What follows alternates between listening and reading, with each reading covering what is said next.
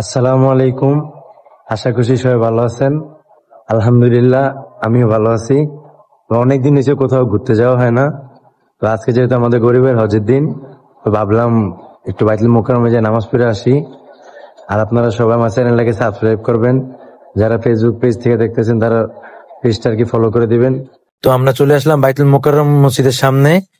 একটা ভুলের কারণে আর ভিডিও করা হয় নাই, এই জন্য সবার কাছে সরি, আন্তরিকভাবে আমি দুঃখিত।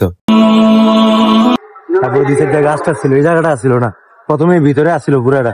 ওই জায়গায় 40,000 মানুষ, 30,000 মানুষ পরে দিয়ে আর কি এটারে পুরা এটারে ভাঙা এটারে উঁচা করে নিচে উজুখানা বানা এটা পুরাটারে ইয়া করে এখন এই জায়গায় 40,000 মানুষ নামাজ পড়তে পারবে একবার। বাইতুল মোকাররম এত সুন্দর যে নন মুসলিমেরাও দেশ বিদেশ থেকে এখানে দেখতে আসে। 1959 সালে তৎকালীন পাকিস্তান আমলের শিল্পপতি লতিফ বাবানির উদ্যোগে নির্মাণ কাজ শুরু করা হয়, যা পরবর্তীতে 1968 সালে নির্মাণাধীন কাজ শেষ করা হয়। বাইতুল মোকাররম এতটাই বড় যে এশিয়া মহাদেশের ভিতরে 3 নম্বরে এর অবস্থান। আর এখানে আসলে মনে হয় যে আমরা কোনো ইউরোপের মসজিদে নামাজ পড়তে আসছি, এতটাই বড় আর এতটাই মনোমুগ্ধকর।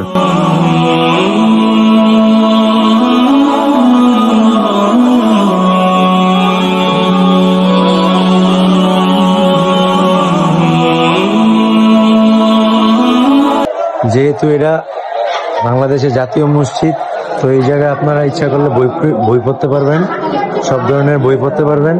যদি বই কারো পছন্দ হয় তাহলে আপনারা কিনতেও পারবেন। মানে জাতীয় মসজিদ, এই জন্য এই জায়গায় সব ধরনের বই পাওয়া যায়। তো আজকে এই পর্যন্তই। সবাই ভালো থাকবেন, সুস্থ থাকবেন, আর সবাই আমার চ্যানেলটাকে সাবস্ক্রাইব করে দিবেন। আসসালামু আলাইকুম।